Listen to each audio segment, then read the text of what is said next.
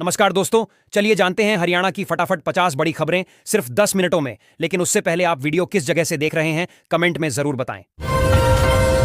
बिजली उपभोक्ताओं के लिए खुशखबरी है। DHBVN ने नया रियायती बिजली टैरिफ जारी किया है, जिसके तहत उपभोक्ताओं को केवल ₹2 प्रति यूनिट बिजली उपलब्ध होगी।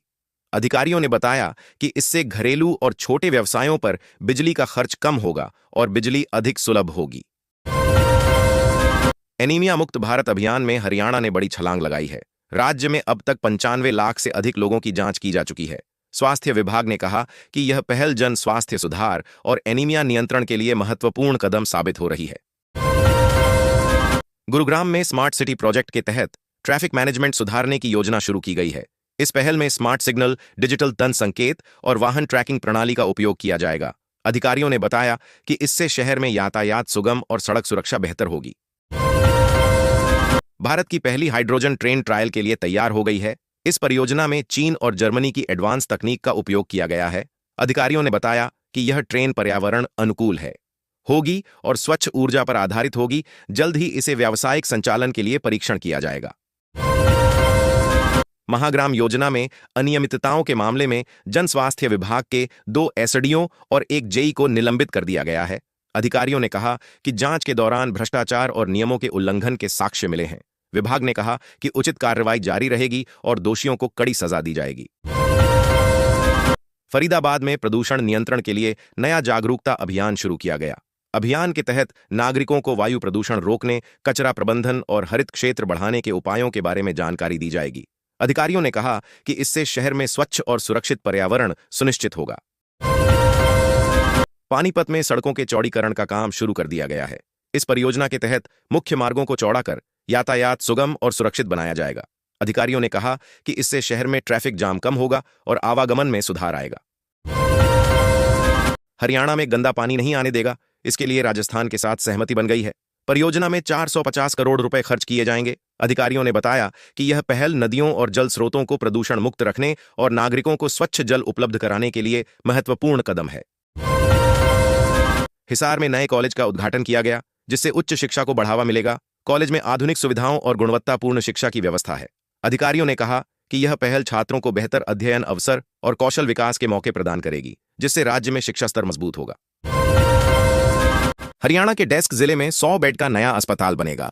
मुख्यमंत्री सतीश सैनी की अध्यक्षता वाली बैठक में इस परियोजना को मंजूरी दी गई। अस्पताल बनने से क्षेत्रवासियों को बेहतर स्वास्थ्य सुविधाएं मिलेंगी और मरीजों को इलाज के लिए दूर के शहरों तक नहीं जाना पड़ेगा। हरियाणा सरकार 12 जनवरी से 12 फरवरी तक राज्यव्यापी सूर्य नमस्कार अभियान शुरू करेगी। यह अभियान स्वास्थ्य व फिटनेस को बढ़ावा देने के लिए आयोजित किया जा रहा है। स्कूल, कॉलेज और सार्वजनिक स्थानों पर इसे बड़े पैमाने पर आयोजित किया जाएगा। जनता से सक्रिय भागीदारी की अपील की गई है। गुरुग्राम में AI आधारित बजट जन भागीदारी पोर्टल का शुभारंभ किया गया। मुख्यमंत्री सैनी हरियाणा विजन 2047 के प्री बजट सेशन में शामिल हुए। यह पोर्टल नागरिकों को बजट प्रक्रिया में सक्रिय भागीदारी का अवसर देगा और सरकारी योजनाओं में पारदर्शिता बढ़ाएगा। हरियाणा में जनगणना अब डिजिटल माध्यम से आयोजित की जाएगी। राज्य में पहला चरण अप्रैल से शुरू होगा। यह पहल डेटा संग्रह को तेज, सटीक और पारदर्शी बनाने के लिए की जा रही है। नागरिकों से सही जानकारी देने और सहयोग करने की अपील की गई है। हरियाणा में शीतलहर का कहर जारी है। राज्य के 13 जिलों में शीतलहर का अलर्ट जारी किया गया है। मौसम विभाग के अनुसार 10 जनवरी तक ठंड और कड़ाके की ठंड से राहत नहीं मिलने की संभावना है। नागरिकों को सावधानी बरतने की चेतावनी दी गई है। पंचकूला में 2027 की पहली डिजिटल जनगणना की तैयारियां तेज हो गई हैं। उपायुक्त सतपाल शर्मा ने सभी अधिकारियों को सख्त निर्देश देते हुए सुनिश्चित किया कि जनगणना समय पर, सही और डिजिटल तरीके से पूरी हो। डेटा संग्रह में पारदर्शिता और सटीकता पर विशेष ध्यान दिया जाएगा। सीवन में नए फायर स्टेशन को हरी झंडी दिखा दी गई है। इससे इलाके में अग्नि सुरक्षा बेहतर होगी और आपात स्थितियों में जनता को तेज मदद मिल सकेगी। अधिकारियों ने कहा कि इससे सुरक्षा व्यवस्था मजबूत होगी और जीवन व संपत्ति की सुरक्षा सुनिश्चित होगी। हरियाणा में जल प्रदूषण संशोधन अधिनियम 2024 लागू करने की तैयारी चल रही है। नए नियमों के तहत छोटे मोटे जल प्रदूषण मामलों में जेल नहीं जाना पड़ेगा, बल्कि जुर्माना और सुधारात्मक उपायों पर जोर होगा। इसका उद्देश्य जल संरक्षण को बढ़ावा देना और उद्योगों व नागरिकों के लिए आसान अनुपालन सुनिश्चित करना है। हरियाणा में अतिथि शिक्षकों के लिए बड़ी खुशखबरी है। मोहन सरकार राज्य में हरियाणा मॉडल अपनाने की तैयारी कर रही है, जिससे अतिथि 100% तक पहुंच सकते हैं। शिक्षकों को स्थायी लाभ, बेहतर वेतन और संविधात्मक सुरक्षा मिल सकेगी। इसे शिक्षा क्षेत्र में सुधार और शिक्षकों के जीवन स्तर में सुधार के तौर पर देखा जा रहा है। हरियाणा के जींद से सोनीपत तक हाइड्रोजन ट्रेन में सफर 2 सप्ताह बाद शुरू होगा। प्रारंभिक जानकारी के अनुसार इस रूट का किराया यात्रियों के लिए निर्धारित कर दिया गया है, जिससे पर्यावरण अनुकूल यात्रा को बढ़ावा मिलेगा। मुख्यमंत्री नायब सिंह सैनी गुरुग्राम पहुंचे और हरियाणा विजन 2047 के तहत प्री बजट कंसल्टेशन की शुरुआत की।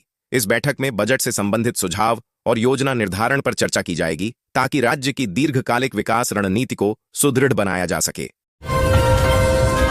हरियाणा में सरकारी दफ्तरों में AI की एंट्री हो रही है। 31 जनवरी को चंडीगढ़ में मेगा वर्कशॉप का आयोजन होगा। इसके तहत पंचकूला और गुरुग्राम को AI हब के रूप में विकसित करने की योजना है, जिससे सरकारी सेवाओं में स्मार्ट तकनीक और डिजिटल सुधार को बढ़ावा मिलेगा।